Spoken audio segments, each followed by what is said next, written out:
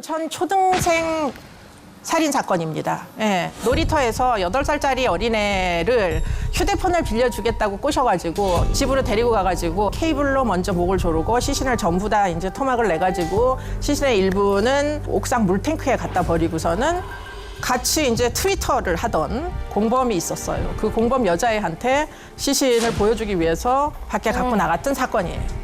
이 친구의 나이는 17살이었습니다. 17살이면 어때요? 형사처벌 할 수 있는 연령이죠. 그러나 여전히 미성년자예요.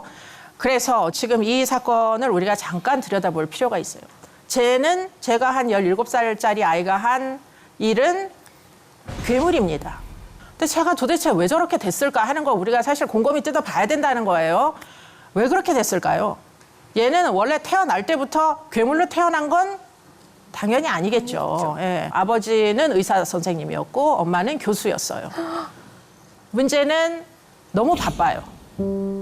아이들에게는 너무 바쁜 부모는 좋은 부모가 안 될 수밖에 없죠. 부모님은 얼마나 헌신적이었는지 사실 그분들의 입장은 또 존재하겠지만 문제는 사실은 이제 이 아이가 거의 많은 시간을 혼자 보내게 되는 거죠. 그렇기 때문에 이제 얘는 어렸을 때부터 소아 우울증부터 시작해서 정신과를 계속 왔다 갔다 하면서 아무래도 아버지가 의사니까 뭔가 좀 의료적인 지원을 받으려고 노력을 많이 했을 수도 있겠죠. 그래서 중학교 때까지는 얘가 잘하는 게 하나 있었는데 만화 그리는 거는 취미가 있었어요. 그래서 만화 그리는 취미가 있다 보니까 이제 미술반이 있는 그런 이제 중학교를 가가지고 적응을 잘 나름대로 했어요. 그런데 문제는 부모님이 워낙 학벌이 좋으시고 학력이 높으시다 보니까 아이가 인문계 고등학교를 가서 대학을 정상적으로 가기를 너무 바랬겠죠. 그래서 미술반이 없는 고등학교를 보냈어요. 그러니 어떻게 됐겠어요? 얘는 뭔가 의사소통하는 데 어려움이 있고 사회적 관계를 맺는 데 어려움이 있고 어렸을 때부터 우울증 약을 장기 복용한 데다가 뭐 본인의 취향은 미술뿐이 없는데 학교를 갔는데 하루 종일 학과 교육만 하는 그런 데 갔으니 적응을 할 수 있을까요? 없을까요? 어려워. 결국은 학업 중단을 했어요. 다른 애들은 학교를 가겠죠. 엄마 아빠는 직장을 가겠죠. 얘는 24시간을 뭘 할까요? 유일한 취미라고는 만화를 그리고 만화의 정보를 나누고 그런데 얘가 잔혹물 같은 데 관심이 있었어요. 그리고는 어떤 드라마가 있었어요. 미국 드라마가. 그게 한니발이라는 드라마인데 거기 보면 인육을 먹는 장면이 굉장히 많이 나와요. 그래서 결국에는 모의를 했어요. 우리도 한번 이렇게 된 거죠. 그래서 무력한 8살짜리를 유인해다가 드라마에서 본 것처럼 이리저리 해서 결국은 그중에 일부를 들고 나가서 그 공범하고 만나서 서로 주고받는 그런 이제 상황이죠. 그런 이제 상황에서 결국은 이 사건이 많은 사람들의 공분을 일으킨 건 이 사건의 잔혹함뿐만 아니라 소년법이 너무 허술하다는 거예요. 결국에는 이 아이는 만 17세뿐이 안 됐으니까 소년법을 적용받아서 최대한 줘봤자 20년까지밖에 못 줘요, 미성년자는. 그래서 20년 처분을 받았는데 이제 공범은 어른이었잖아요. 고등학교 졸업한 나이 또래였으니까. 그래서 어른이다 보니까 오히려 공범이 더 형이 길게 나오고 소년범이었던 얘가 형이 더 짧게 나오다 보니까 또 소년법에 이제 쟁점만 나와서 결국에는 이제 소년법을 없애야 된다. 뭐 법률 개정을 해야 된다. 제일 이 높은 연령을 끌어내려야 된다. 막 이런 종류의 이제 논의들만 진행이 됐고 이 아이가 도대체 왜 이렇게 됐을까는 사실 아무도 관심이 없는 채 그냥 증발한 사건이죠. 얘가 사건 당시에 17살이었고 20년형을 받았으니까 얘는 20년 후에 출소한다는 얘기죠. 출소하면 얘는 몇 살이에요? 37살. 지금 여기 30대 많죠? 여러분들은 정상적인 사회화가 된 성인들 맞죠? 네. 그러면 이 아이는 어떻게 될까요? 여러분들의 경험으로 봤을 때 여러분들은 학교도 제대로 다니고 고등학교까지 다 열심히 다니고 선생님과의 관계를 맺고 아이들과의 관계를 맺고 정상적인 부모 밑에서 어쨌든 사회생활을 하면서 정상적으로 30대를 맞이한 분들이 여기 계실 거고 이 아이는 37살에 아무런 부모도 연락이 될까요? 제가 느낄 때는 이 연락을 계속하기가 생각보다 쉽지 않을 것 같아요. 아무도 보호를 해주지 않는 이런 환경에 결국 성인 범죄자들하고 같이 섞여서 지내겠죠. 그러면 뭘 배우겠어요? 그 안에서 그들에 의해서 제공되는 정보 속에 노출돼서 사회화가 되겠죠. 정말 좀 걱정입니다. 37살짜리 여전히 원기왕성하고 여전히 젊고 나름의 매력을 가지고 틀림없이 출소를 할 텐데 그럼 그 다음에 이 아이가 갑자기 친사회화가 될 수 있을까요? 문제는 이제 여자 소녀는 2개뿐이 없는데 거기가 정원보다 초과돼가지고 제대로 된 보호를 받을 수가 없어가지고 어디다가 좀 새로 지어야 되는데 온 동네 사람들이 이제 우리 동네에는 집값 떨어지니까 이런 시설은 못 짓는다. 이게 이제 현실이잖아요. 그런데 그렇게 얘기하실 게 아닌 게 사실은 이 아이들이 결국은 다시 우리가 사는 대로 다 돌아오게 돼 있어요. 현재의 주소지로 다 돌아온다고요. 시설을 짓든 짓지 않든 간에. 그러면 그 37살짜리 아이가 돌아왔을 때 그러면 그 동네에서 불안감이 발생하지 말라는 법도 사실 없잖아요. 그러느니 차라리 아이들이 어릴 때 좀 더 안전한 환경에서 성장할 수 있는 환경을 지어주는 게 그게 어쩌면 훨씬 더 나은 일이 될지도 모른다. 내 아이의 안전을 위해서. 그런 이제 생각도 사실 하게 되죠. 그런데 그 어떤 제도도 사실은 근본적으로 이 아이들이 도대체 왜 이렇게 되는지 하는 그 원리를 이해를 하지 않고 대책을 세우는 건 도움이 되지 않아요. 그래서 지금부터 아이들이 도대체가 어떻게 발달을 해서 어떻게 문제를 저지르게 되는지, 그러면 발달을 해서 문제를 안 저지르게 하려면 어떻게 하면 되는지 그 내용을 잠깐 설명을 드릴게요. 전자현미경으로 막 열심히 들여다보면은 그 뇌 속에 뉴런들이 보여요. 다 콩나물같이 생겼어요. 지금 왼쪽 그림도 콩나물이고 오른쪽 그림도 콩나물 같은 게 있죠. 여러분들이 봤을 때 왼쪽 그림과 오른쪽 그림이 차이가 있죠. 이런 거 되게 네. 적고 많고. 네, 콩나물 뿌리가 무지하게 촘촘하게 나 있죠. 맞아요. 저런 콩나물은 좋은 콩나물인가요? 나쁜 콩나물인가요? 우리가 시장에 가면은 잔뿌리 많은 콩나물은 인기가 없어요. 맞아요. 그런데 뉴런은 잔뿌리 많은 뉴런이 좋은 뉴런이에요. 결국은 저렇게 뿌리들이 여러분들의 뇌의 앞부분 여기에 막 촘촘하게 있으면은 고등한 정신작용을 할 수가 있게 되는 거예요. 그런데 우리가 여러 가지 연구들을 통해 가지고 너무 신기하게도 사이코패스의 뇌를 연구를 해보면 저렇게 촘촘한 뉴런으로 가득 차 있는 회백질이거든요. 그게 좀 뿌옇게 보여요. 회백질의 비율보다 백질의 비율이 정상 범죄 일반 정상인들보다는 사이코패스에서 백질의 비율이 상대적으로 더 높다. 뿌리가 그렇게 발달을 못했다. 이런 것들을 요즘 발견하고 있어요. 그 얘기는 무슨 얘기냐? 저렇게 촘촘해야만 내가 나쁜 짓을 하지 말아야지. 내가 집을 나갔다가는 너무 많은 위험에 처하니까 내가 엄마가 안방구박을 해도 내가 어떻게든 가출을 안 하고 집에서 견뎌야지. 아저씨가 아무리 나한테 5만 원을 준다고 오늘 밤에 우리 집에 오라 그래도 가면은 위험에 처할 게 너무 뻔하기 때문에 가지 말아야지. 이런 종류의 추론 능력. 그게 다 전두엽의 저런 아주 잔뿌리가 많은 콩나물들에 의해서 운영이 된다는 거예요. 자, 그래서 네덜란드에서는 아이들이 아주 어릴 때부터 비행을 저지르고 가출하고 이런 애들을 보니까 대부분 부모가 밥을 안 줘요. 뉴런이 뭘로 구성됩니까? 뉴런은 그냥 세포덩어리예요. 뇌세포는 뭘로 구성되느냐? 단백질하고 불포 지방산으로 구성돼 있어요. 그런데 뇌가 빨리 발달을 해야 되는데 단백질도 안 주고 불포 지방산도 안 주고 맨날 굶기던가 아니면은 과자 쪼가리 먹으면서 성장시키면 뇌는 어떻게 되겠어요? 그러니까 사회적인 관계도 중요하지만 영양분도 무지하게 중요하다는 거예요. 아이들이 어릴 때는. 그래서 어린 촉법소년 또는 촉법소년이 되기 전에도 문제를 저지르는 애들을 부모의 친권을 제한하고 애들을 뺏어가요, 국가에서. 그래서 어떻게 하느냐? 영양치료라는 걸 시켜요. 병원에다 입원시켜놓고 영양 공급을 합니다, 일단은. 그래서 등푸른 생선. 꽁치 한 마리라도 따뜻한 밥이랑 밥상 위에 있는 부모 밑에서 자라면 아이들이 자기 조절 능력이 생기잖아요. 그런 이유가 부모의 사랑도 있지만 꽁치 한 마리 때문이기도 하단 말이에요. 네. 그러니까 부모가 안 준 거 이제 와가지고 국가에 세금으로 주겠다는 거예요. 네덜란드 어린애들 처벌합니다. 그런데 처벌의 내용이에요. 네. 어디다 갖다가 곤장을 치는 것도 아니고 어디다가 갖다가 묶어놓는 것도 아니고 처벌이에요, 이게. 처벌 내용이 이런 처벌을 할 거면 얼마든지 오케이. 어린애들 그런 시설로 보내도 돼요. 그런데 아니라 그랬죠, 우리나라는. 그냥 어른 교도소에 섞어놓는 처분을 하겠다는 거예요. 지금 나이만 1살 내려가지고 도저히 받아들이기가 어려워요. 제 개인적인 입장에서는. 자, 이거는 저희 대학원생들하고 한 겁니다. 저희가 소년원 아이들한테 영양제를 투약했어요. 영양제라는 게 뭐 대단한 게 아니고 여러분들이 돈만 있으면 사 먹을 수 있는 고농도 오메가3를 한 6개월 정도 투약한 이후에 아이들을 봤더니 충동성도 떨어지고 뭐 일관성도 좋아지고 부주의도 떨어지고 여러 가지 과제를 푸는 속도도 좋아지고 그래서 주의력 결핍이 있던 애들이 주의력 결핍이 많이 해소된 것들을 볼 수 있어요. 아이들이 밥을 굶잖아요. 그러면은 소위 여러분들도 마찬가지죠. 마음이 어떤가요? 심정이. 불안해요.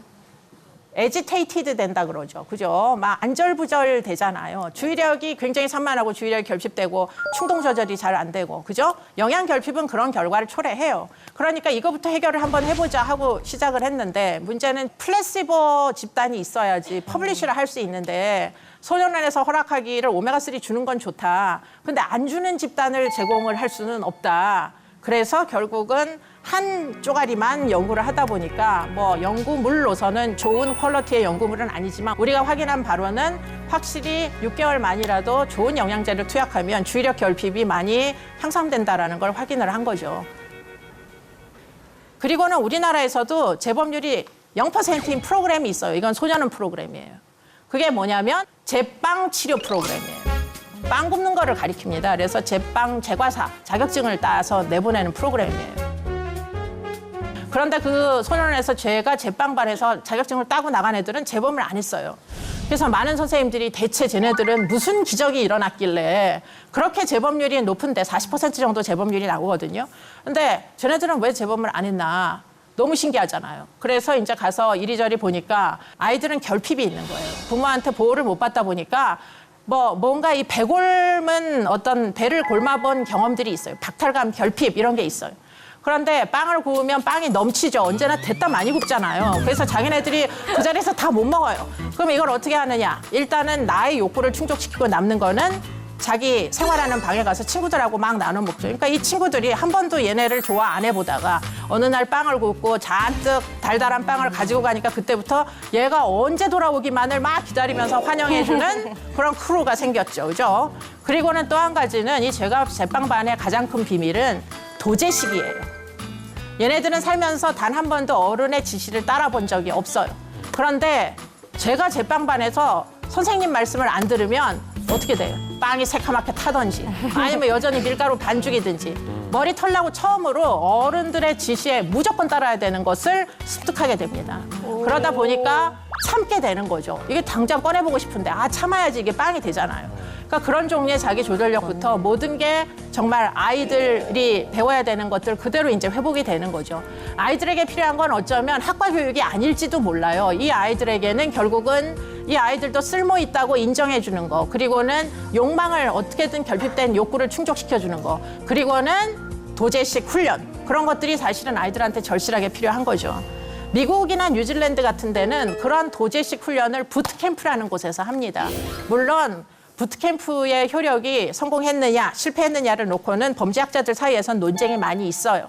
그러나 지역에 따라서는 부트캠프가 성공한 예컨대 도제식 교육을 통해 가지고 아이들에게 생활훈련을 시켜서 결국 생활 습관이 바뀐 아이들을 만들어내는 그런 성공적인 사례들도 존재합니다. 제가 사실은 이제 교환교수 갔을 때 큰애가 중학생이었어요. 남자애였어요. 근데 남자애인데 얘가 굉장히 사만 아이였어요. 가만히를 못 입고 이런 애였어요. 주의력 결핍 장애가 아닌가 이런 정말 책을 너무 쓸데없는 걸 봐가지고 이제 아는 게 병이라고 계속 그런 생각을 하고 애를 중학교를 보냈는데 그 학교에는 얘보다 더한 애들이 많이 있었어요. 화장실 파이프를 빼갖고 터트리고 물이 새고 막 난리가 나는 이런 이제 학교에다 공립학교에다 보냈어요. 그런데 이제 옆에 보니까 빨간 벽돌 건물이 있는 거예요. 그래서 제가 하루는 아침에 이제 애를 등교를 시켜주고 그 빨간 벽돌 건물을 지나는데 보니까 남자애들이 줄을 쫙 서 있는데 셔츠를 입고 바지를 입고 벨트를 다 똑바로 맸어요. 우리 아이처럼 막 엉망진창으로 하고 학교를 쫓아가지 않고 너무 단정하게 옷을 입고 줄을 쫙 서 있어요. 그래서 제가 너무 감동해서 내가 꼭 저 학교를 내가 애를 전학을 시켜야지. 한국 엄마들은 한국에 있을 때나 미국에 있을 때나 이 극성 맞기가 짝이 없잖아요. 그러니까 이제 내가 저 길 좀 어떻게 보내봤으면 좋겠다 하고서는 하루는 시간을 내가지고 그 학교를 찾아갔어요. 그랬더니 선생님이 막 한참 껄껄 웃더니 당신 아이는 여기 못 온다. 그래서 여기 오려면 어떤 조건을 만들어야 되냐 이랬더니 범죄를 저지른 애들만 여기 올 수 있다. 그렇게 얘기를 하시더라고요. 그 화장실 파이프 터트리던 애가 원이라는 애가 있었어요. 우리 아들이 맨날 학교를 그때 영어를 못했으니까 가면은 언니가 재밌어서 학교를 간다는 거예요. 왜냐면 얘가 맨날 사고를 치니까 언니 구경하다가 하루가 가는 거예요. 그랬는데 어느 날은 집에 오더니 언니가 없어졌어 엄마 이러는 거예요. 그래서 제가 너무 걱정이 돼서 언니가 어디 갔나 수습을 해봤더니 언니가 부트캠프를 갔더라고요. 그래서 뭐 한 학기가 지나고 그 다음에 언니가 돌아왔어요. 그래서 제가 아들한테 물어봤어요. 지금도 언니가 재밌냐 물어봤더니 언니가 이제 재미가 없대요. 그러니까 여기서 이제 훈련을 받고 돌아온 거죠. 그게 부트캠프입니다. 일종의 대안교육기관이면서 동시에 훈육기관도 되는 거죠. 그러니까 지역마다 부트캠프가 성공한 지역을 보면 진짜 지역사회에서 정성을 들여서 그 지역에 있는 아이들 중에 가장 말썽이 되는 아이들을 여기다가 보내서 다 같이 교육을 하는 이런 시스템으로 구축돼 있어요. 그러니까 우리나라처럼 소년원을 짓겠다 그러면 우리 동네는 들어오지 마라.